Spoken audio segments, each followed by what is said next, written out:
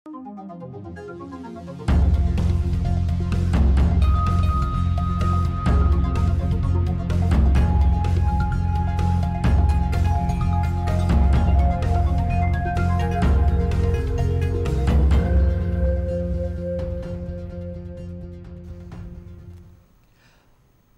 यो हो news 24 television prime time न्यूजमा स्वागत छ। सरकारले कोरोना भाइरसको संक्रमण रोक्न गरेको लकडाउन 120 दिनपछि हटायो, तर त्यस यता जोखिम झन बढेको छ। उता वीरगञ्जमा भने कोरोना संक्रमण समुदायमा फैलिएको छ। सरकारले समुदायमा फैलिएको नबताए पनि वीरगञ्ज महानगरले भने समुदायमा फैलिएको दावी गरेको छ। यसैबीच एकजनाले आज पुनः ज्यान गुमाएका छन्। 85 वर्षीय वृद्धाले कोरोनाबाट ज्यान गुमाउँदा संख्या 44 पुगेको छ भने अहिले वीरगञ्जमा मास टेस्टिङ गर्ने तयारी भएको छ। उद्योगी र व्यवसायी, नागरिक समाज, बैंकर्स लगायतको सहयोगबाट महानगरपालिकाले 63 लाख रुपैयाँको लागतमा पीसीआर मेसिन समेत खरिद गरेको थियो। हाल उक्त मेसिन सञ्चालनमा रहे पनि महानगरपालिकाले महानगरवासीको स्वाब परीक्षण गराउन सकेको छैन। यदि समुदायमा फैलिएको हो भने सरकारले तत्काल कुनै एक्सन चाल्न आवश्यक छ, होइन भने वीरगञ्जको अवस्था भयावह हुने देखिएको छ। अब प्राइम टाइम न्यूजका हेडलाइन्स। उपत्यकामा 10 सहित देशभर 133 नयाँ कोरोना संक्रमित थपिए। कोरोनाबाट मृत्यु हुनेको संख्या 44 पुग्यो। नारायणी अस्पताल वीरगञ्जमा दुःखद निधन भएको छ। उहाँ मुटु सम्बन्धी बिरामी हुनुहुन्थ्यो। कोरोनाको संक्रमण बढिरहँदा लकडाउन हटाएकोमा कांग्रेसको आपत्ति। सरकारकै कारण संक्रमण समुदायमा फैलने आरोप। सरकारले के घोषणा गर्यो त, के कुराहरू ल्याए त भन्दा हामीले केही पनि पाएन। काठमाडौँको सीतापाइलामा युवतीमाथि एसिड प्रहार गर्ने 2 अभियुक्त सार्वजनिक। पीडितको कीर्तिपुर अस्पतालमा उपचार हुँदै दोषीलाई कारवाही गर्न पीडित परिवारको माग।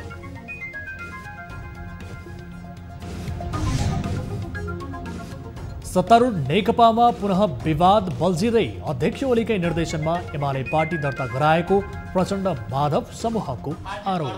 प्रक्रिया हाम्रो पार्टीका अर्का अध्यक्ष समेतको सक्रियता र पहलमा भएको छ। चितवन राष्ट्रिय निकुञ्जमा सेनाको कुटपिटबाट 1 जनाको मृत्यु। घटनामाथि छानबिन गर्ने सेनाको प्रतिबद्धता। पछि यहाँ थप उपचारका लागि यहाँ ल्याएको अवस्थामा मृत्यु भएको कुरा चाहिँ बाहिर आएकै थियो।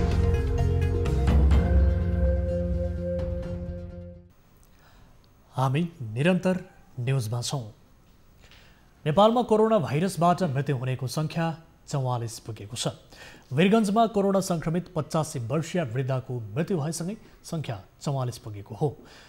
गण्डकी कोभिड अस्पतालमा उपचारको क्रममा 85 वर्षीय वृद्धाको आज बिहान 6 बजे मृत्यु भएको अस्पतालले जनाएको छ। चिकित्सकका अनुसार उनी मुटुका रोगी थिइन्।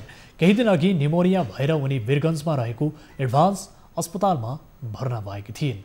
साउन 7 गते कोरोना संक्रमण पुष्टि भएपछि उनलाई एडभान्स अस्पतालबाट गण्डकी अस्पतालमा ल्याइएको थियो। आज अर्को दुःखद खबर पनि छ। एकजनाको निधन भएको छ।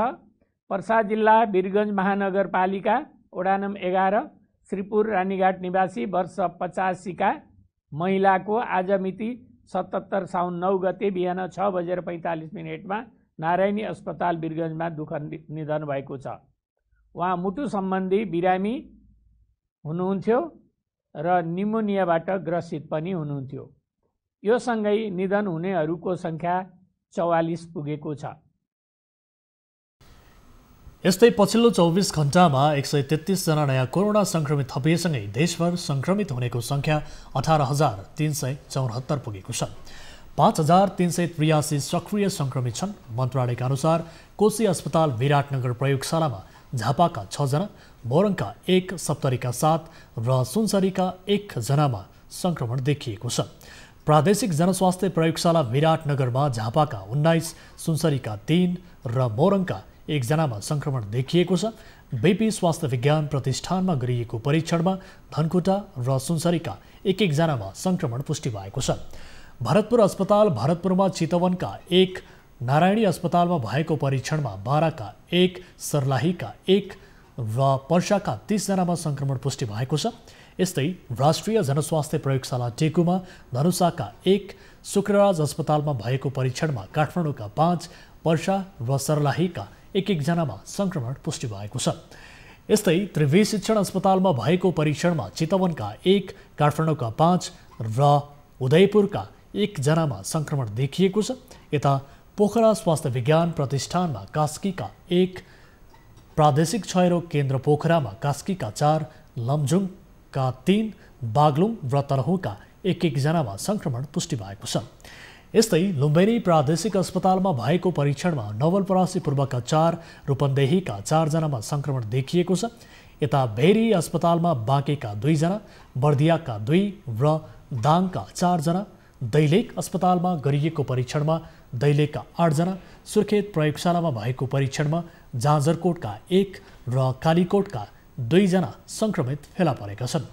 यता सेती प्रादेशिक अस्पताल प्रयोगशालामा भएको परीक्षणमा कैलालीका 8 जनामा संक्रमण पुष्टि भएको छ। त्यस्तै झापाको भारतीय सीमावर्ती नाका काकडभिटा क्षेत्रमा खटिएका 18 सशस्त्र प्रहरीमा कोरोना संक्रमण भेटिएको छ। अन्य थप 7 जनामा समेत कोरोना देखिएको बताइएको छ। त्यस्तै हालसम्म 19,444 जना क्वारेन्टिनमा छन् भने आइसोलेसनमा 5,383 जना छन्। यस्तै पछिल्लो 24 घण्टामा 107 जना बिरामी निको भएर घर फर्किएसँगै डिस्चार्ज हुनेको सङ्ख्या 12,947 पुगेको छ। मन्त्रालयका अनुसार मुलुकभर 3,35,082 जनाको PCR विधिबाट परीक्षण भएको छ। कोरोना संक्रमितको सङ्ख्या बढ्दै गएपछि वीरगञ्जमा अनिश्चितकालीन निषेधाज्ञा जारी गरिएको छ। शनिबारदेखि अर्को आदेश नभएसम्मका लागि जिल्ला प्रशासन कार्यालयले निषेधाज्ञा जारी गरेको हो। संक्रमितको सङ्ख्या बढ्दै गएपछि वीरगञ्जमा निषेधाज्ञाको माग चौतर्फी रूपमा आइरहेको थियो। प्रशासनले शुक्रबार राजनैतिक दलसँग छलफल गरेपछि निषेधाज्ञा गराउने निर्णयमा पुगेको हो। निषेधाज्ञा लगाइएको समयमा मास टेस्टिङको काम पनि अघि बढाउने निर्णय भएको छ। सुरुमा संक्रमितको सम्पर्कमा आएकाहरूको कन्ट्र्याक्ट ट्रेसिङ गरिनेछ भने PCR परीक्षणपछि जोखिमपूर्ण स्थानमा चेक जाँच गर्ने निर्णय भएको छ। वीरगञ्जमा अन्य जिल्लाबाट र विशेष गरी भारतबाट आउन पूर्ण प्रतिबन्ध लगाइएको बताइएको छ। छिमेकी मुलुक भारतको बिहारमा संक्रमितको सङ्ख्या बढ्दै गएकाले यस्तो निर्णय गरिएको बताइएको छ। सरकारले कोरोना भाइरसको संक्रमण बढिरहँदा नै लकडाउन हटाएको प्रति नेपाली काङ्ग्रेसले आपत्ति जनाएको छ। आज पत्रकार सम्मेलन गर्दै काङ्ग्रेसले बिना तयारी र बिना उपलब्धि लकडाउनको लामो अवधि सकाएको आरोप समेत लगाएको छ।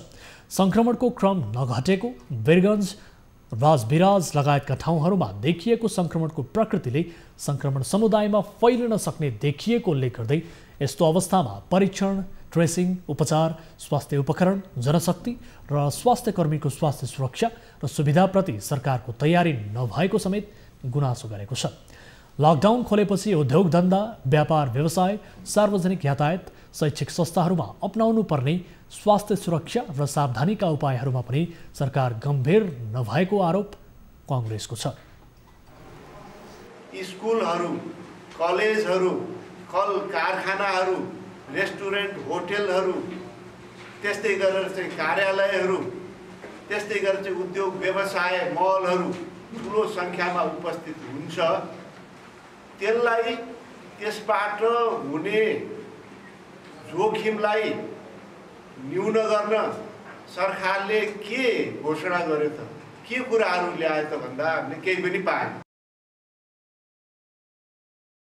PCR परीक्षणमा वृद्धि गर्नुपर्ने भन्दै सरकारलाई पटक पटक गराएको ध्यानआकर्षण समेत सरकारले नमानेको आरोप लगाएको छ।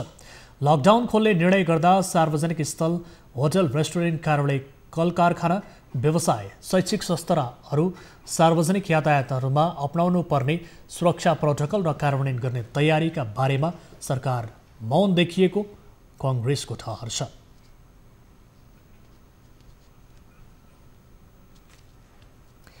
काठमाडौँको सीतापाइलामा युवतीमाथि एसिड आक्रमण गर्ने व्यक्ति पक्राउ परेका छन्। पक्राउ पर्नेमा रौतहट लक्ष्मीपुर घर भई हाल काठमाडौँ महानगरपालिका डल्लु बस्ने मोहम्मद आलम र भारतीय नागरिक मुन्ना मोहम्मद छन्। महानगरीय प्रहरी परिसर काठमाडौँले पत्रकार सम्मेलन गर्दै अभियुक्तलाई सार्वजनिक गरेको हो। एक रिपोर्ट। बिहीबार बेलुका करिब 8 बजे ओखलढुङ्गा घर भई हाल बाफल बस्दै आएकी 22 वर्षीय युवतीमाथि सीतापाइलामा एसिड प्रहार भयो। डल्लु स्थित ब्याग कारखानाका सञ्चालक मोहम्मद आलमले कारखानाका कालीगढ मुन्ना मोहम्मदलाई प्रयोग गरी एसिड आक्रमण गरेको प्रारम्भिक बयानबाट खुलेको छ। अब जैसे उतर के आया साहू जी बोला, उसके बाद में हम सामने से फेंके, हमको लगा कि दारू है। फिर इसके बाद साहू जी के मोटरसाइकिल में बैठ के कहाँ लगे छोड़ा हुआ साहू जी ने? आया कारखाना में। पीडित युवती र आलमको करिब 3 वर्ष अघि नै चिनजान भएको थियो। युवतीकी दिदी आलमकै कारखानामा काम गर्थिन्। सोही क्रममा पीडित युवती पनि केही महिना आलमको कारखानामा काम गरेकी थिइन्। यही क्रममा 2 जना बीच चिनजान भएको थियो। आलम विवाहित हुन्। आलम युवतीसँग एकतर्फी प्रेममा थिए। युवतीले अर्का युवकलाई मन पराएको थाहा पाएपछि आलमले एसिड हान्ने योजना बनाएको प्रहरीको प्रारम्भिक अनुसन्धानबाट खुलेको छ। योजनाकार हो, यसको सरकार भएको यो मोहम्मद आलम भन्ने व्यक्ति छन्। ऊ चाहिँ रौतहट जिल्लाको लक्ष्मीपुर गाउँपालिकाको वार्ड नम्बर 4 घर भई यहाँ डल्लुमा गार्मेन्ट फ्याक्ट्री सञ्चालन गरेर बस्ने व्यक्ति हो। उमेर 47 वर्ष छ। अनि त्यसै गरी उसको सहयोगीको रूपमा जुन एट्याक गर्नको लागि उसलाई चाहिँ प्रयोग गरिएको व्यक्ति उसैको कारखानामा काम गर्ने मिस्त्री हो। बिहीबार आफ्नो कारखानामा काम गर्ने मुन्नासँगै एसिड लिएर आलम बाफल पुगेका थिए। मुन्नालाई युवती आउने बाटो देखाए। त्यसपछि उनी फेरि युवतीलाई बाइकमा लिएर गए। करिब 30 मिनट खाजा खाएर पुनः त्यही बाटोमा छोडिदिए, जहाँ पहिले नै मुन्ना एसिड लिएर तयारी अवस्थामा थिए।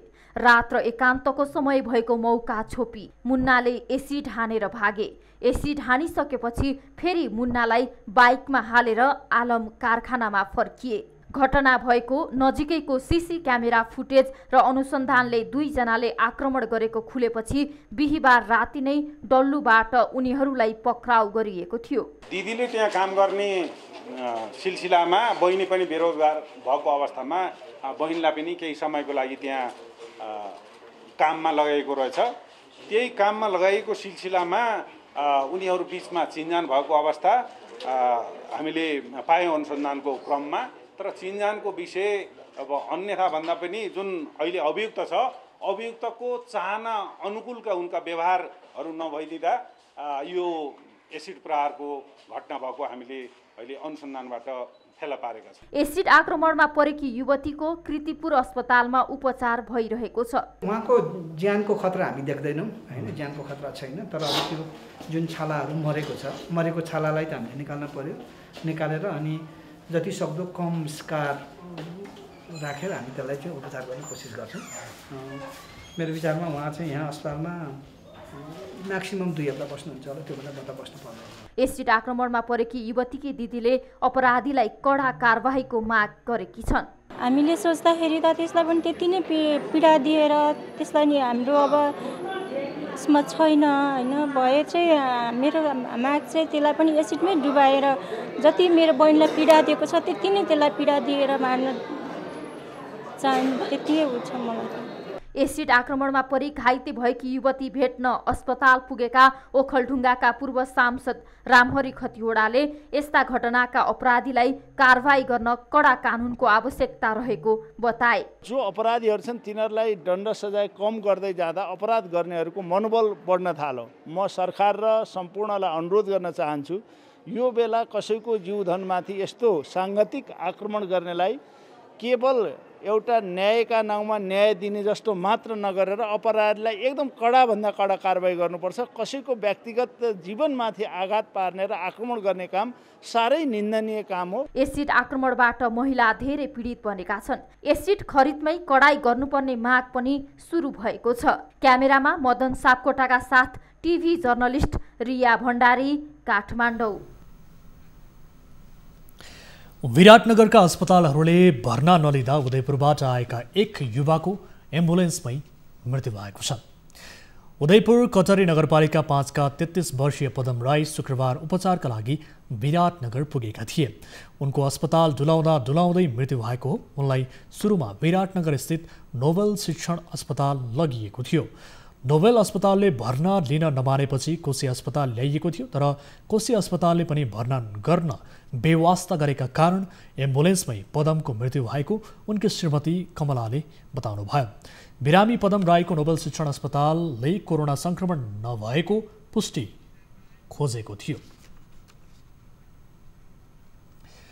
बिहिबार काठमाडौँको सिधापाइलामा 22 वर्षीय किशोरीमाथि एसिड प्रहार भयो। साँझको समयमा दही किन्न निस्किएकी पवित्र कार्कीलाई एसिड प्रहार गरिएको थियो भने प्रहार गर्ने रौतहट लक्ष्मीपुर घर भई हाल काठमाडौँको डल्लो बस्ने मोहम्मद आलम र भारतीय नागरिक मुन्ना मोहम्मदलाई प्रहरीले पक्राउ गरेको छ। अग्निहिंसा पीडित नेपालको तथ्याङ्क अनुसार नेपालमा सन् 2010 देखि हालसम्म एसिड प्रकरणका झण्डै 40 वटा घटना भएका छन् र तिनका मूल कारण हुन् रिसिबी, दाइजो, पारिवारिक कलह, प्रेम, विवाह र यौन प्रस्ताव अस्वीकार, जहाँ जसले पनि एसिड किन्न पाउने भएकाले पनि विकृतिजन्य सोचलाई बढावा पुगिरहेको छ। एक रिपोर्ट। बिहिबार भएको एसिड प्रहार पनि प्रेमसँग जोडिएको छ। पक्राउ परेका दुईजनाले 22 वर्षीय पवित्र कार्कीले अर्कै केटालाई मन पराएको थाहा पाएपछि टोयलेट बाथरुम सफा गर्ने एसिड प्रहार गरेका हुन्। पछिल्लो समय नेपालमा पनि एसिड आक्रमणका घटना बढेका छन्। ब्याट्री पसल, सुन पसल, साइन्स ल्याबका सामान बेच्ने पसल, ग्यारेज आदि ठाउँमा एसिड सहजै किन्न पाइन्छ। बजारमा आधादेखि 1 लिटर एसिड 300 रुपियाँसम्ममा किन्न पाइन्छ। एसिड अन्य घरायसीमा पनि प्रयोग हुने भएकाले बोकेर हिँड्दैमा शङ्का गर्ने अवस्था हुँदैन। एसिड सहजै किन्न पाइने भएकाले पनि आपराधिक मनस्थिति भएकालाई थप सहयोग पुगेको प्रहरीको भनाइ छ। एसिड आक्रमणका केही घटना। 2070 साल वैशाख 9 गते प्रेम प्रस्ताव अस्वीकार गरेको भन्दै हेटौडाकी 19 वर्षीय युवतीमाथि भारतीय नागरिक दिलीप राज किशोरद्वारा एसिड आक्रमण। 2071 फागुन 10 गते काठमाडौँ बसन्तपुरमा जीवन विश्वकर्माद्वारा सङ्गीता र सीमा बस्नेतमाथि एसिड प्रहार। 2073 माघ नवलपरासीकी 27 वर्षीय तुलसा सापकोटामाथि सुनिल कोइरालाद्वारा एसिड प्रहार, उपचारका क्रममा मृत्यु। सिराहाकी 14 वर्षकी एक किशोरीको बलात्कारपछि एसिड खन्याएर हत्या। 2074 वैशाख 9 गते चितवन भरतपुर महानगरपालिका 4 मा डेरा गरी बस्ने गोर्खाकी कल्पना श्रेष्ठलाई ट्राफिक प्रहरीका नायब निरीक्षक रामचन्द्र खनियाद्वारा एसिड प्रहार। 2075 भदौ 26 गते यौन प्रस्ताव अस्वीकार गर्दा छिमेकी रामबाबु पासवानद्वारा रौतहट चन्द्र निगाहपुरकी सम्झना दासमाथि एसिड प्रहार, उपचारका क्रममा मृत्यु। 2075 असोज 8 गते नवलपरासी कावासोतीकी बसन्ती परियारलाई छिमेकी विमल श्रीपालीद्वारा एसिड प्रहार। 2076 जेठ 1 गते कालापुरमा 20 वर्षीय जेनी खड्कामाथि काभ्रे घर भएका 28 वर्षीय विष्णु भुजेलद्वारा एसिड प्रहार। 2076 भदौ 20 गते बिरगंजमा 15 वर्षीय किशोरी मुस्कान खातुनलाई शमशाद आलम र मजिद आलमद्वारा एसिड प्रहार। 2076 फागुन 25 गते कपिलवस्तुको महाराजगञ्ज नगरपालिकामा छिमेकी हरिनारायण बरैले 51 वर्षीय वेदमती देवी गुप्तामाथि एसिड प्रहार। 2077 साउन 8 गते काठमाडौँको सीतापाइलामा 22 वर्षीय पवित्र कार्कीमाथि मोहम्मद आलम र भारतीय नागरिक मुन्ना मोहम्मदद्वारा एसिड प्रहार। के छ कानुनी व्यवस्था। 2071 सालमा सङ्गीता मगर र सीमा बस्नेतमाथि भएको एसिड आक्रमणपछि यो विषय बहसमा आयो र संसदले लैङ्गिक समानता कायम गर्न तथा लैङ्गिक हिंसा अन्त्य गर्ने सम्बन्धमा केही नेपाल ऐनलाई संशोधन गर्न बनेको ऐन 2072 पारित गरी एसिड आक्रमण गर्नेलाई 5 देखि 8 वर्षसम्म कैद र 1 लाखदेखि 3 लाख रुपियाँसम्म जरिवाना गर्ने व्यवस्था गरेको थियो। 2075 भदौ 1 गतेदेखि लागू भएको मुलुकी अपराध संहिताको दफा 193 2 मा कसुर गर्ने व्यक्तिलाई कसुरको प्रकृति हेरी अनुहार कुरूप पारेमा 5 वर्षदेखि 8 वर्षसम्म कैद र 1 लाखदेखि 5 लाख रुपियाँसम्म जरिवाना र शरीरको अन्य अङ्ग कुरूप पारेमा वा शरीरमा पीडा पुर्याएमा 3 वर्षदेखि 5 वर्षसम्म कैद र 50,000 रुपियाँदेखि 3 लाख रुपियाँसम्म जरिवाना हुने व्यवस्था गरेको छ। त्यस्तै शरीरको अन्य अङ्ग कुरूप पारेमा वा जिउमा पीडा गराएमा 3 देखि 8 वर्ष कैद र 50,000 देखि 1,50,000 रुपियाँसम्म जरिवाना गरिने व्यवस्था छ। जरिवानाको रकम पीडितलाई दिइने ऐनमा उल्लेख छ। एसिड जस्तो संवेदनशील वस्तुको बढ्दो दुरुपयोगले हिंसाजन्य अपराध बढाएकाले उत्पादन, भण्डारण, आपूर्ति, खरिद, बिक्रीको नियमनका लागि सम्बन्धित सबै पक्षसँग आवश्यक समन्वय र परामर्श गरी आवश्यक कानुनी तथा नियमनकारी मापदण्डको प्रबन्ध गरी लागू गर्न र बिक्री वितरण, नियन्त्रण र नियमनका लागि तत्काल निर्देशिका बनाई लागू गर्न, समय समयमा बजार अनुगमन गराउन सर्वोच्च अदालतले 2073 सालमै परमादेश जारी गरेको थियो। 2075 भदौ 1 गतेदेखि लागू भएको मुलुकी अपराध संहिताले कानुनी प्रबन्ध गरे पनि बजार नियन्त्रणको प्रभावकारी नीति भने बनाइएको छैन, जसका कारण यस्ता घटना निरन्तर बढिरहेका छन्। अर्ली महाधिवेशनले नेकपा अध्यक्षद्वयको निकटता बढ्दै गएको आशंका वरिष्ठ नेता माधव नेपालले राख्दै आएका थिए। आशंका मेट्न अध्यक्ष पुष्पकमल दाहालले पटक पटक प्रयास पनि गरे। शुक्रबार एउटा कार्यक्रममा त अध्यक्ष दाहालले अर्का अध्यक्ष केपी शर्मा ओलीलाई गम्भीर आरोपसम्म लगाएका छन्। पार्टी फुटाउन ओलीले एमाले दर्ता गराएको अभिव्यक्ति दाहालले दिएपछि मिलेको भनिएको नेकपा विवाद चर्किने सम्भावना रहेको राजनैतिक पण्डितहरूको अनुमान छ। एक रिपोर्ट। नेकपाको स्थायी कमिटीको बैठक साउन 13 गतेसम्मका लागि स्थगित छ। यो अवधिमा पार्टीका अध्यक्षद्वय बीचको तिक्तता मेटाउने प्रयास जारी राखेको नेकपा नेताहरूले बताउँदै आएका थिए। तर शुक्रबार पुष्पलाल स्मृति दिवसमा आयोजित एक कार्यक्रममा अध्यक्ष दाहालले अध्यक्ष ओली विरुद्ध लगाएको गम्भीर आरोपले नेकपाभित्र आगो दन्किने अनुमानहरू सुरु भएका छन्। अध्यक्ष दाहाल, वरिष्ठ नेता नेपाल सहितका नेताहरू अध्यक्ष ओली विरुद्ध सार्वजनिक रूपमै पुनः उत्रिएका छन्। दाहालले ओलीलाई छुट्टै पार्टी गठन गर्ने योजना बुनेको आरोप लगाएका छन्। अध्यक्ष पुष्पकमल दाहालको यो भनाई सुन्नुहोस्। हाम्रो पार्टीको बैठक चल्दा चल्दै निर्वाचन आयोगमा नेकपा एमालेको नाममा पार्टी दर्ताको प्रक्रिया हाम्रो पार्टीका अर्का अध्यक्ष समेतको सक्रियता र पहलमा भएको छ। त्यसकारण यसले सङ्कटलाई व्यक्त गरेकै छ। यो असार 10 गतेदेखि सुरु भएको स्थायी कमिटीको बैठकका बीच असार 14 गते निर्वाचन आयोगमा दर्ता भएको नयाँ दलको विषयमा उत्पन्न विवाद थियो। तर ओली पक्षले नयाँ दल दर्ता नगरिएको जिकिर गरिरहे। अर्कोतर्फ ओली नेतृत्वको सरकार समेत असफल बनेको अध्यक्ष दाहालको आरोप छ।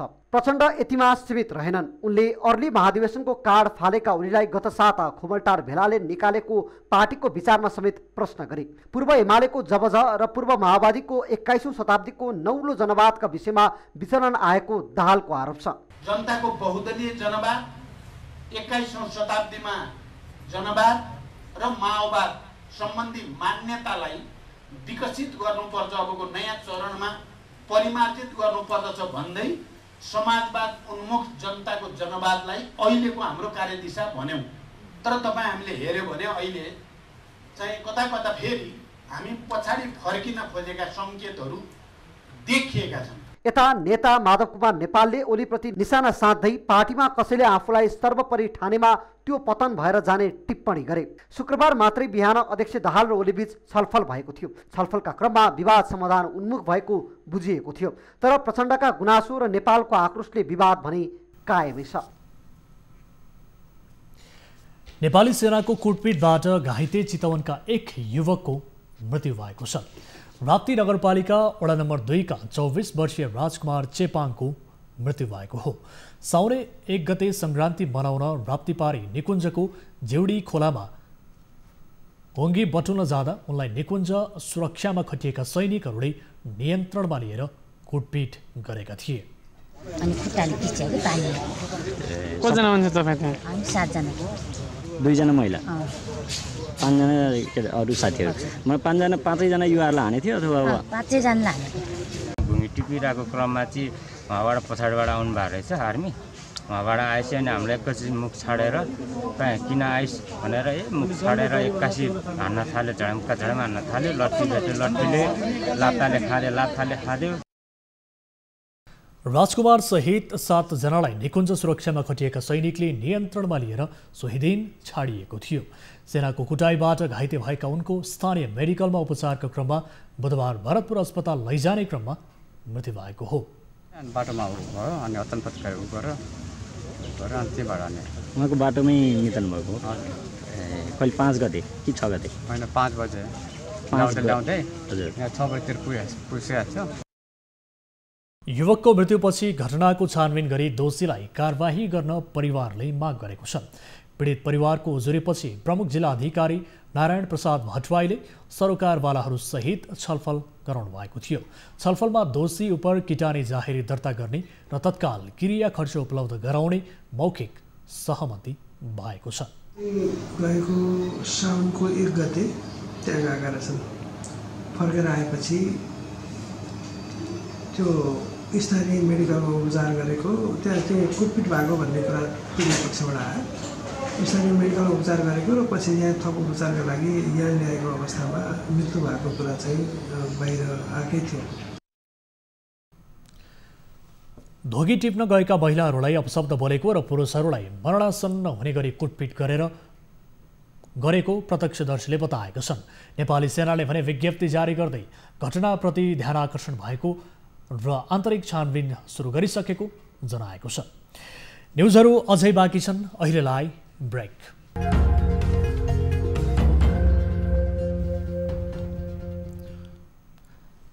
हामी निरन्तर न्युजमा छौँ। पत्नी हत्या गरेर सर्वस्वसहित जन्मकैदको फैसला सुनाइएका पूर्व डिआइजी रञ्जन कोइरालाको सजाय घटाएर रिहा गर्ने सर्वोच्च अदालतको फैसला विरुद्ध महान्यायाधिवक्ताको कार्यालय पुनरावलोकनमा गएको छ। रञ्जनकी प्रेमिका तारा रेग्मीले गीता ढकालको हत्या गर्न मतियारको भूमिका निर्वाह गरेको र रञ्जन आफैले हत्या गरेको तथ्यलाई फैसलाले समेत स्वीकारेको अवस्थामा आएको फैसला त्रुटिपूर्ण भन्नेहरू पनि उत्तिकै छन्।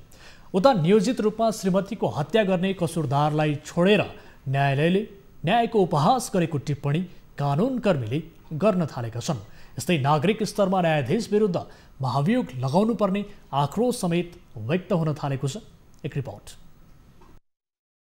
श्रीमती हत्या मुद्दामा जिल्ला र तत्कालीन पुनरावेदन दुवै तहका अदालतले रञ्जन कोइरालालाई सर्वस्वसहित जन्मकैदको फैसला सुनाएको थियो। तर सर्वोच्च अदालतले गत 15 असारमा कोइरालाको सजाय घटाउने फैसला सुनायो र उनी बिहीबार दिल्ली बजार कारागारबाट हात हल्लाउँदै रिहा भए। अहिले उक्त फैसला सुनाउने प्रधान न्यायाधीश चोरेन्द्र शमशेर जबरा र तेजबहादुर केसी विरुद्ध सामाजिक सञ्जाल राजनीतिक दलका नेता विरोधमा उत्रिएका छन्। हत्या भएकी गीताका माइती पक्षले पनि अदालती फैसलामाथि प्रश्न उठाएका छन्। हामी जस्ता चाहिँ पीडित परिवार समाजमा धेरै छन्, भइसकेका छन् र अरू पनि उब्जिँदैछन्। किनभने जब चाहिँ न्यायालयले यस्तो किसिमको चाहिँ फैसला गर्छ, दुर्भाग्यपूर्ण फैसला हुन्छ भने भोलि चाहिँ यस्ता केसहरू चाहिँ दिन प्रतिदिन बढ्दै जान्छ। यो चाहिँ गलत फैसला भयो है भनेर सबैले चाहिँ अहिले सामाजिक सञ्जाल भयो, अनलाइन भयो, पत्रकारहरू भए, मिडियाहरूले सबैले चाहिँ यो भनिराखे। सर्वोच्चको फैसलाले उपरोक्त सजाय गर्दा चर्को पर्न जाने जस्तो चित्तमा लागेको हुँदा रञ्जन कोइरालालाई 20 वर्ष जेलमा राख्न नहुने फैसला गरेको थियो। खासमा सर्वोच्च अदालतले साबिक मुलुकी ऐनको अदालती बन्दोबस्तीको 188 नम्बर र प्रचलित फौजदारी कसुर सजाय निर्धारण तथा कार्यान्वयन ऐन 2074 को दफा 17 को क अनुसार उनको सजाय घटाएको हो।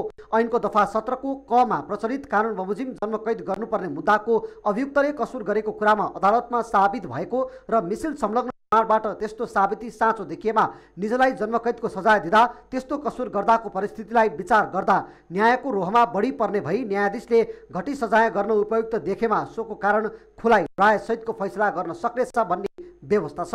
फौजदारी कसुर ऐनकै दफा 15 मा भने कसुरको गम्भीरता र कसुरदारको दोषको मात्रा, कसुर गर्दाको परिस्थिति, कसुरको गम्भीरता वा घटाउने अवस्थाहरू, कसुरदारको आचरण र विगतको क्रियाकलापलाई सजाय निर्धारणको आधार बनाउनु पर्ने उल्लेख छ।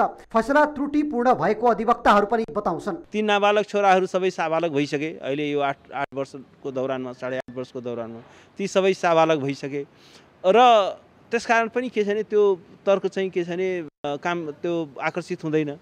त्यसकारण के हो भने अब त्यहाँ चाहिँ सजायलाई घटाउने एउटा जुन एउटा न्यायसम्मत, एउटा विवेकसम्मत जुन आधार हुनु पर्थ्यो, त्यो विवेकसम्मत आधार बिना नै, न्यायसम्मत आधार बिना नै यो सजाय चाहिँ के छ भने भारी कटौती गरिएको छ। सर्वोच्चको फैसलामा मृत्यु पश्चात नाबालक छोराहरूको हेरचाह, संरक्षण एवं शिक्षा दीक्षा लगायतका कार्यहरू अभिभावक विहीनताको कारणले अनिश्चय र अन्यल हुन गई उनीहरूको हितमा समेत दूरगामी प्रभाव पर्न जाने अवस्थालाई सजाय घटाउनु पर्ने आधार मानिएको छ। फैसलाले नाबालक छोराहरूको हेरचाह भने पनि हाल कोइरालाका दुवै सन्तान भने नाबालक छैनन्। मृतकका छोराहरू अहिले 23 र 20 वर्षका बालिग भइसकेका छन्। फैसलाका विवादित पक्ष पुरानो कानुन उद्धृत गर्दै कैद घटाउने राय, नयाँ मुलुकी ऐन फौजदारी ऐनको आफू अनुकूल व्याख्या, कसुर स्वीकार नगरी सहुलियत प्रदान, नजिरको प्रतिकूल हुने गरी व्याख्या। सर्वोच्च अदालतको संयुक्त इजलासले जिल्ला र पुनरावेदन अदालतले गरेको फैसलाको सबै बेहोरालाई समर्थन गरेको छ।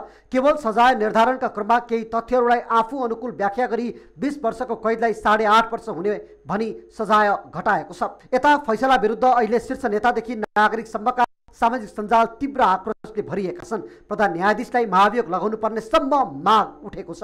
पूर्व प्रधानमन्त्री एवं जनता समाजवादी पार्टीका वरिष्ठ नेता डाक्टर बाबुराम भट्टराई, साझा पार्टीका अध्यक्ष रविन्द्र विष्ट, नेकपा नेत्री रामकुमारी झाँक्रीले आपत्ति जनाउँदै महाभियोगको माग गरेका छन्। तजबिजी अधिकारको प्रयोग गरी कसुरदारलाई विधायकी मनसाय विपरीत हुने गरी अति हलुको, निरर्थक र निष्प्रभावी प्रकृतिको सजाय तोक्ने हो भने सजायले आफ्नो उद्देश्य र तात्पर्य गुमाउने भन्दै महान्यायाधिवक्ता कार्यालयले फैसला विरुद्ध निवेदन दिएको छ। हेरौं यसबाट फैसला उल्टन्छ कि? शैक्षिक संस्था सञ्चालन गरेर सेवा दिएको जिकिर गर्ने निजी विद्यालय सञ्चालकहरूको ध्यान नाफामै केन्द्रित भएको गुनासो आउन थालेको छ। लकडाउनका बेला समेत विद्यार्थीहरूलाई शुल्क तिर्न बाध्य पार्ने निजी विद्यालय सञ्चालकहरू शिक्षकलाई पारिश्रमिक दिन भने पन्छिने गरेका छन्। निजी विद्यालयको यही नियतिबाट दाङका झण्डै 4000 शिक्षक मर्कामा परेका छन्। एक रिपोर्ट। दाङमा 223 वटा निजी विद्यालय सञ्चालनमा छन्। 1,22,000 विद्यार्थी अध्ययन गर्दै आएका निजी विद्यालयमा 3,500 शिक्षक कार्यरत छन्। तर 4 महिनादेखि पारिश्रमिक नपाउँदा अहिले परिवार पाल्न र दैनिकी चलाउने समस्या भएको निजी विद्यालयका शिक्षकहरूको गुनासो छ। प्राइभेट स्कुलका सम्पूर्ण विद्यालयका शिक्षकहरू अहिले मर्माहित अवस्थामा छन्।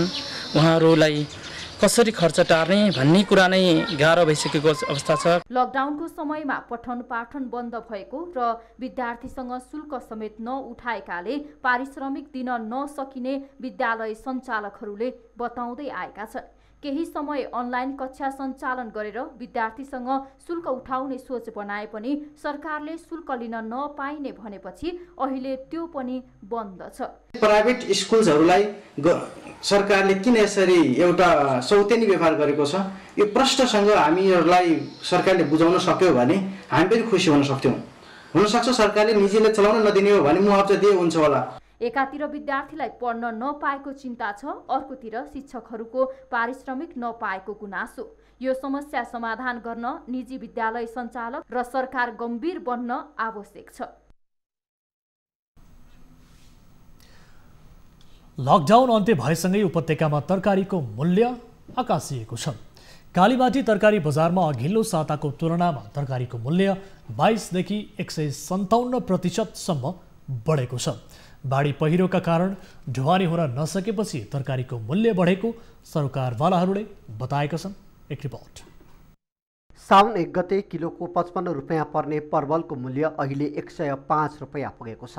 त्यस्तै प्रति किलो 38 रुपियाँमा पाइने भिन्डीको मूल्य 98 रुपियाँ पुगेको छ। अहिले बजारमा अधिकांश तरकारीको मूल्य दोब्बरले बढेको छ। 60-70मा लिएको चिज होइन 100 पुगिरहेछ, एकदमै महँगो छ के।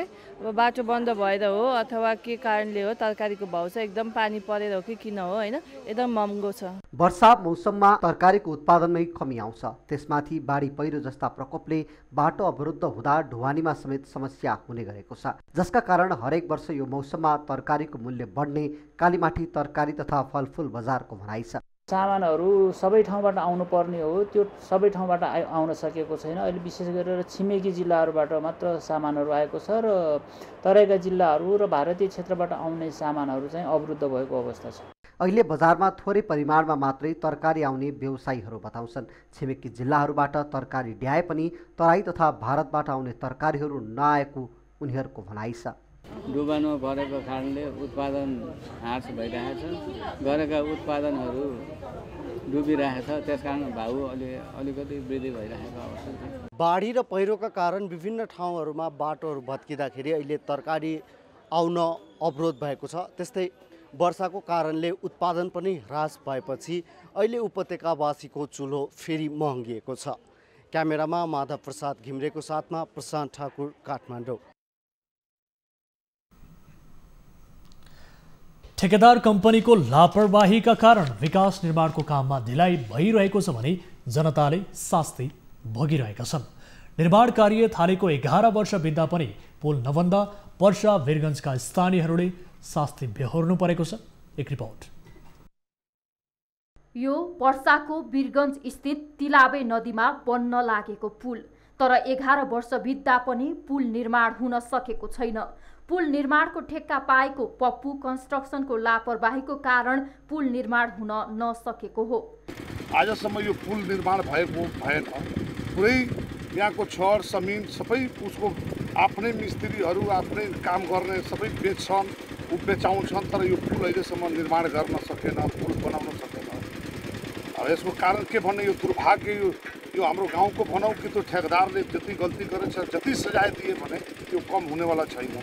11 वर्ष पर्सा जिल्लामा यो पहिलाचोटि यो 11 वर्षमा पुल नबनेको पुल। 2 वर्षमा निर्माण कार्य सक्ने ठेक्का लिए पनि विभिन्न बहाना बनाएर ठेकेदार कम्पनीले पुल निर्माण कार्य अलपत्र पारेको छ। अहिलेसम्म पुलको 3 वटा पिल्लर मात्र बनाइएको छ।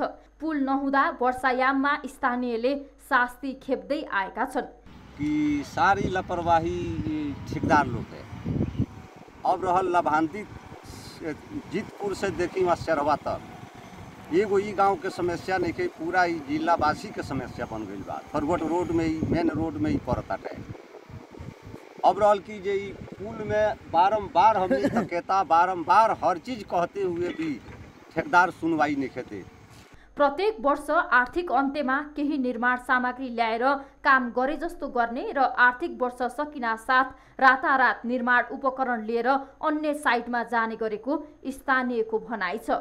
पर्सा क्षेत्र नम्बर 3 बाट निर्वाचित हाल निलम्बनमा रहेका सांसद हरिनारायण रौनियारको निर्माण कम्पनी पप्पुले देशभरका पुल निर्माणको ठेक्का लिने र समयमा काम नगरी अलपत्र पार्ने गरेको छ। विकास निर्माणको कार्यमा लापरवाहीको यो हद देखिनुमा गुणस्तरीय संरचना बनाउन नसक्ने ठेकेदार, कम्पनीलाई कारबाही गर्न उदासीनता देखाउने सरकारी निकाय पनि उत्तिकै जिम्मेवार देखिन्छ। वीरगञ्जबाट टिभी जर्नलिस्ट हरिशंकर शर्माको रिपोर्ट। भोजपुरका किसानहरूले मुख्य आम्दानीको स्रोत बनाउँदै आएको रुद्राक्ष खेतीमा यस वर्ष उत्पादनमा कमी आउने अनुमान गरिएको छ। फल लाग्ने समयमा अत्याधिक वर्षा भएका कारण रुद्राक्ष उत्पादनमा कमी आउने भएको हो। एक रिपोर्ट।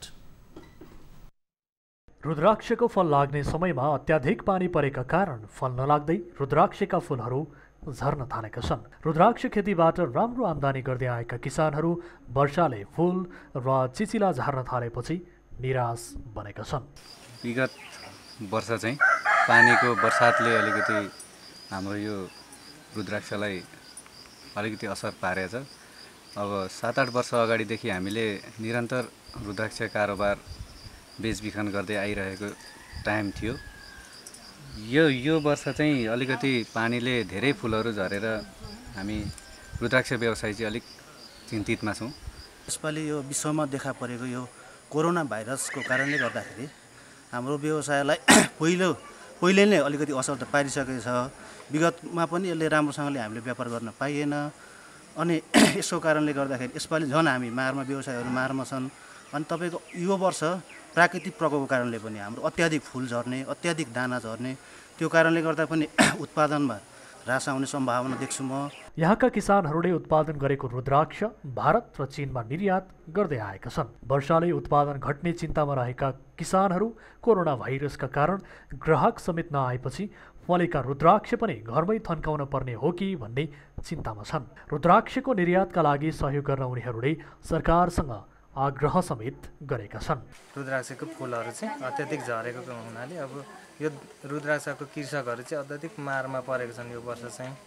र अब व्यवसाय पनि खासै अहिले यो अब लकडाउनको हिसाबले र अब यसलाई अब चाइनिजहरू पनि खासै नेपाल नभित्रिएको हुनाले अब यसको व्यापार के हुने हो भनेर अहिले अब सबै कृषकहरू चाहिँ चिन्तित अवस्थामा रहेको छन्। मलाई अब हामीलाई पनि अब त्यस्तै छ। अब भएको 30-40 वटा रुखमा अहिले अब 2-4 वटा रुखमा पनि होइन अब फुल छैन, दाना लागेको छैन। यता कृषि ज्ञान केन्द्र भोजपुरले भने किसानहरूले गुणस्तरभन्दा बढी उत्पादन गर्न विषादी प्रयोग गर्दा फुल झर्न थालेको बताएको छ। भोजपुरबाट टिभी जर्नलिस्ट विवेक राईको रिपोर्ट। विकास निर्माण र योजनाहरूको प्रत्यक्ष अनुगमन र मूल्याङ्कनका लागि प्रदेश 1 सरकारले ड्रास बोर्ड सञ्चालनमा ल्याएको छ। स्विस सरकारको सहयोगमा स्थापना गरिएको ड्रास बोर्डबाट वित्तीय, भौतिक, कार्य र समय प्रगतिबारे मुख्यमन्त्रीले प्रत्यक्ष निगरानी गर्ने र निर्देशन दिन सक्ने व्यवस्था मिलाइएको छ। ड्रास बोर्ड सञ्चालनमा आए पनि मन्त्रालय मातहतमा विकास निर्माणको योजनाको दैनिक अनुगमन र निर्देशन दिन सहज हुने भएको छ।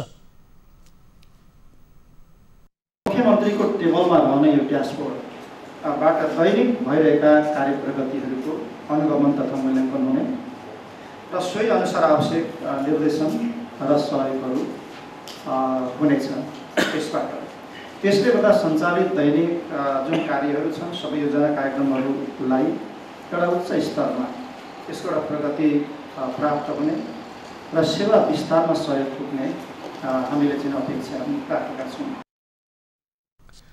बोर्ड मार्फत अनुगमनपछि समयमा काम सम्पन्न नगर्ने मन्त्री र सचिवहरूलाई कारबाही गरिने पनि प्रदेश सरकारले जनाएको छ। धान खेत डुबानमा परेपछि कपिलवस्तुका किसानहरू चिन्तित बनेका छन्। मायादेवी गाउँपालिका 4 का तुलसी दिहवा, गौरा र यशोधारा गाउँपालिकाका किसानहरू डुबानका कारण धान कुहिन थालेपछि चिन्तित बनेका हुन्। इंडिया का बात डाले हैं, बात की वजह से ज़्यादा पानी के क्षति हम क्या। भारतको सिद्धार्थनगर जिल्ला स्थित सिल्हिया थाना अन्तर्गत बजहामा बनाएको बाँधका कारण खेत डुबानमा परेको उनीहरूको भनाइ छ। यहाँ कम्तीमा गाउँको चारैतिरबाट कमसेकम पक्कै 50 बिघा 60 बिघा जति जग्गा एकदम डुबान भएर खेती नै धान रोपाई पनि गर्न पाएको छैन। अहिले मान्छेको धान हेर्नु सबै धानै रोपाई भएको छैन। भएको रोपाई पनि जुन गाउँकोले नजिकमा छ बियाडा, जुन हाम्रो गाउँघरको भाषामा बियाडा भनिन्छ, गरे पनि त्यो एकदम गलिसक्यो। त्यस्तो स्थिति छ। बाँधका कारण 300 बढी नेपाली किसान प्रभावित हुँदै आएका छन्। अब बिजनेस न्यूज।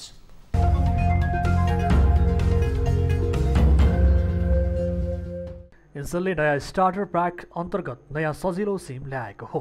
एनसेलको सजिलो सिम योजनामा सिम लिने ग्राहकलाई पहिलो रिचार्ज र प्रत्येक मेन ब्यालेन्स खर्चमा बोनस डेटा पाउने कम्पनीले जनाएको छ। नयाँ सिमले पहिलो रिचार्ज गर्दा 5 MB data, 25 MB all time all network र 25 MB 4G डेटा बोनस स्वरूप पाउने कम्पनीले जनाएको छ।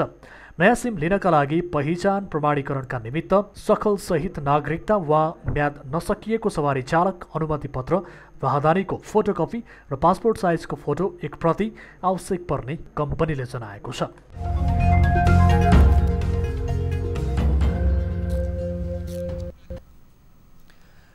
न्युजहरू अझै बाँकी छन्, अहिलेलाई ब्रेक।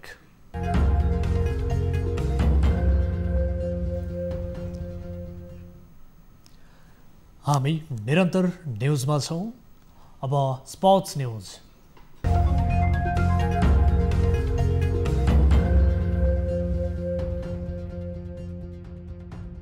लकडाउन हटेसँगै सरकारबाट प्रशिक्षण सुरु गर्ने अनुमति पाएको अखिल नेपाल फुटबल सङ्घ एन्फाले राष्ट्रिय फुटबल टिमका खेलाडीलाई अनिवार्य क्वारेन्टिनमा राख्ने भएको छ। सरकारले अन्तर्राष्ट्रिय प्रतियोगितामा सहभागिता जनाउने टिमका लागि भदौ 1बाट प्रशिक्षण सुरु गर्न स्वीकृति दिएसँगै एन्फाले खेलाडीलाई 14 दिन क्वारेन्टिनमा राखेर मात्र अभ्यास सुरु गर्ने भएको हो। एन्फाले उपत्यका बाहिर रहेका खेलाडीको PCR परीक्षण गरेर मात्र क्वारेन्टिनमा राखिने जनाएको छ। खेलाडीलाई साउन 16 गतेभित्र उपत्यका प्रवेश गर्न सीमा तोकिएको एन्फाले जनाएको छ। यसअघि एन्फाले 34 खेलाडीलाई राष्ट्रिय टिमको प्रारम्भिक प्रशिक्षणका लागि बोलाएको थियो, तर कोरोना भाइरसको प्रभावका कारण सबै गतिविधि स्थगित गरिएको थियो। नेपालले फिफा विश्वकप 2022 छनौट अन्तर्गत घरेलु भूमिमा अर्को महिना 3 खेल खेल्ने भएको छ। यसअघि छनौट अन्तर्गत नेपालले 4 अवे गेम खेलिसकेको छ। भुटानमा भएको छनौटको 5 खेलबाट नेपालले 3 अङ्क जोडेको छ भने नेपाल समूह Bबाट चौथो स्थानमा छ। अब नेपालले घरेलु मैदान दशरथ रङ्गशालामा अस्ट्रेलिया, जोर्डन र चाइनिज ताइपेसँग खेल्ने भएको छ। एएफसीको तालिका अनुसार 2 खेल अक्टोबर र 1 खेल नोभेम्बरमा हुनेछ।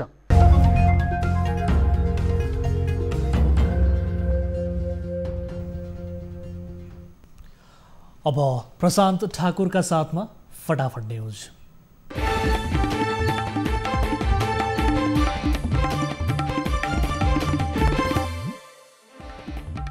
उपत्यकामा 10 सहित देशभर 133 नयाँ कोरोना संक्रमित थपिए। कोरोनाबाट मृत्यु हुनेको संख्या 44 पुग्यो। झापामा सीमा सुरक्षार्थ खटिएका 18 जना सुरक्षाकर्मीमा कोरोना पोजिटिभ। उपचारको लागि कोरोना अस्पताल लगियो। 24 घण्टामा थप 107 जना कोरोना संक्रमण मुक्त। हालसम्म संक्रमण मुक्त हुनेको संख्या 12,947 पुगेको छ। कोरोनाको संक्रमण बढिरहँदा लकडाउन हटाएकोमा काङ्ग्रेसको आपत्ति। सरकारकै कारण संक्रमण समुदायमा फैलिने आरोप। रञ्जन कोइरालालाई रिहाई गर्ने प्रधान न्यायाधीश र उनको फैसला विरुद्ध माइती घरमा प्रदर्शन, महाअभियोग लगाउन माग। काठमाडौँको सीतापाइलामा 22 वर्षीय युवतीमाथि एसिड प्रहार गर्ने 2 अभियुक्त सार्वजनिक, पीडित महिलाको कीर्तिपुर अस्पतालमा उपचार हुँदै। लमजुङको मर्स्याङ्दी गाउँपालिकाका 2 जना कर्मचारी घुस लिएको आरोपमा पक्राउ, थप अनुसन्धान हुँदै। चितवन राष्ट्रिय निकुञ्जबाट सेनाको नियन्त्रणमा रहेका एक युवकको मृत्यु, घटनामाथि छानबिन गर्ने सेनाको प्रतिबद्धता। कञ्चनपुरमा छोरी बलात्कार गरेको आरोपमा बाबु पक्राउ, अनुसन्धान भइरहेको प्रहरीको भनाइ। भोजपुरको आमचोक गाउँपालिकाबाट भरुवा बन्दुकसहित 1 जना पक्राउ पर्नेमा वडा नम्बर 10 का बलबहादुर तामाङ। भोजपुरका किसानहरूको मुख्य आम्दानीको स्रोत रुद्राक्ष खेतीमा यस वर्ष ह्रास, बर्सातका कारण फल नलाग्दै फुल झर्न थालेपछि किसानहरू चिन्तित। मोरङमा चोरी भएको र हराएको 28 मोबाइल प्रहरीद्वारा बरामद, सम्बन्धित व्यक्तिहरूलाई हस्तान्तरण। भन्सार छलेर भारतीय ट्रक नेपालमा अवैध धन्दा, करोडौँको मेसिन नेपाल भित्रिएको तथ्य फेला। जबरजस्ती गर्ने अभियोगमा ताप्लेजुङ प्रहरीद्वारा देवर र भाउजू पक्राउ पर्नेमा 35 वर्षीय शङ्कर लुइटेल र 38 वर्षीय गोमा कार्की लुइटेल। रोजगारीमा जापान जान पाइने लोभमा पैसा नबुझाउन सरकारको आग्रह, सामाजिक सञ्जाल मार्फत भ्रमपूर्ण प्रचार भइरहेको प्रश्नोक्ति। अविरल वर्षाका कारण नुवाकोटको बेलकोटगढी नगरपालिकामा घर भत्किँदा 1 वृद्धको मृत्यु हुनेमा 68 वर्षीय अकल बहादुर तामाङ।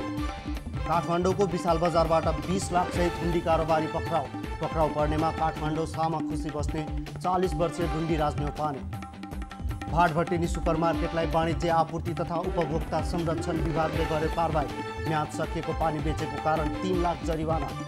ऋणको भाका 1 वर्षसम्म सार्ने व्यवस्था गर्न सहकारी विभागको निर्देशन, अतिरिक्त शुल्क तथा जरिवाना लिन नपाउने।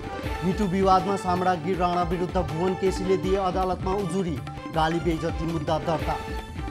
स्विस सरकारले दियो 20,000 PCR किट, थप 20,000 किट अगस्तमा हस्तान्तरण गर्ने। अमेरिका चीन कूटनीतिक टकराव, अमेरिकाले चिनिया कन्सुलेट कार्यालय बन्द गराएपछि चीनले पनि गर्यो अमेरिकी कन्सुलेट कार्यालय बन्द। नयाँ कोरोना परीक्षण गर्ने किट बनाउँदै इजरायली कम्पनी, 30 सेकेन्डमा कोरोना सङ्क्रमणको नतिजा दिन सक्ने दाबी। र 24 घण्टाभित्र विश्वभर 2,76,000 कोरोना सङ्क्रमित फेला पर्यो। सबैभन्दा धेरै अमेरिकामा 68,000 सङ्क्रमित थपिए।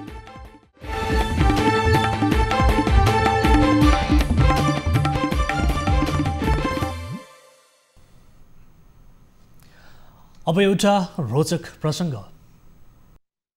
पत्रकारहरूले हरेक दिन विभिन्न व्यक्तिहरूको अन्तर्वार्ता लिइरहेका हुन्छन्, तर हालै एक पत्रकारले भने एक गधासँग अन्तर्वार्ता लिएका छन्। कोरोना भाइरसको औषधि र भ्याक्सिन नबनुन्जेलसम्मको लागि मास्क र सामाजिक दूरी कायम गर्नु नै सबैभन्दा राम्रो उपाय भएको चिकित्सकहरूले सुझाव दिइरहेका छन्। यसैबीच पाकिस्तानमा केही मानिसहरू बिना मास्क यत्रतत्र हिँड्न थालेपछि उनीहरूको स्तर देखाउनका लागि एक रिपोर्टरले गधासँग अन्तर्वार्ता लिएको भिडियो अहिले सामाजिक सञ्जालमा अत्यधिक भाइरल बनिरहेको छ। उक्त अन्तर्वार्ता मार्फत पत्रकारले मानिसलाई मास्क लगाउन अनुरोध गरिरहेका छन्। रिपोर्टरले बिना मास्क घुमिरहेका मानिसलाई गधाको इशारा गर्दै मास्क लगाउन भनिरहेका छन्। अब प्राइम टाइम न्युज सक्नु अघि हेडलाइन्स पुनः एकपटक। उपत्यकामा 10 सहित देशभर 133 नयाँ कोरोना संक्रमित थपिए। कोरोनाबाट मृत्यु हुनेको संख्या 44 पुग्यो। नारायणी अस्पताल वीरगञ्जमा दुःखद निधन भएको छ। उहाँ मुटु सम्बन्धी बिरामी हुनुहुन्थ्यो। कोरोनाको संक्रमण बढिरहँदा लकडाउन हटाएकोमा कांग्रेसको आपत्ति। सरकारकै कारण संक्रमण समुदायमा फैलने आरोप। सरकारले के घोषणा गर्यो त, के कुराहरू ल्यायो त भन्दा हामीले केही पनि पाएनौँ। काठमाडौँको सीतापाइलामा युवतीमाथि एसिड प्रहार गर्ने 2 अभियुक्त सार्वजनिक, पीडितको कीर्तिपुर अस्पतालमा उपचार हुँदै। दोषीलाई कारबाही गर्न पीडित परिवारको माग।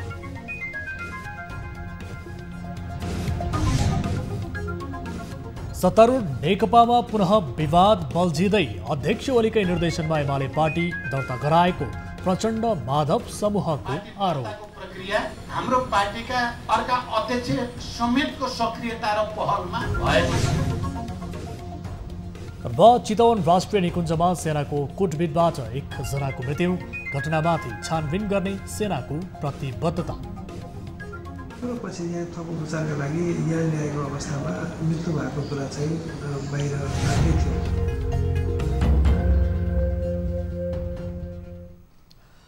प्राइम टाइम न्यूज अहिलेलाई यति नै। जाँदा जाँदै ताली र गालीका लागि हाम्रो प्रश्न,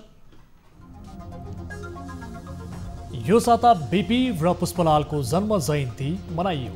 के कांग्रेस र कम्युनिस्ट पार्टीले बीपी र पुष्पलालका सपना पूरा गर्लान्? ढिलो चाँडो गर्छन् भन्नेले तालीमा र तिनका नाममा आफ्नै मात्र सपना पूरा गर्छन् भन्नेले गालीमा। हाम्रो पात्रको एप मार्फत भोट गर्न सक्नुहुनेछ। थप न्यूजका लागि हाम्रो वेबसाइट www.news24nepal.com हेर्नुहोला। साथै हामीलाई फेसबुक, ट्विटर व युट्युबमा पनि फलो गर्न सक्नुहुनेछ। यस्तै मोबाइल, भाइबर र इमेलबाट न्युज 24 को हेल्प डेस्कमा कुनै समस्या र गुनासो छ भने टिपाउन सक्नुहुनेछ। हामी निरन्तर न्युजमा छौँ। नमस्ते।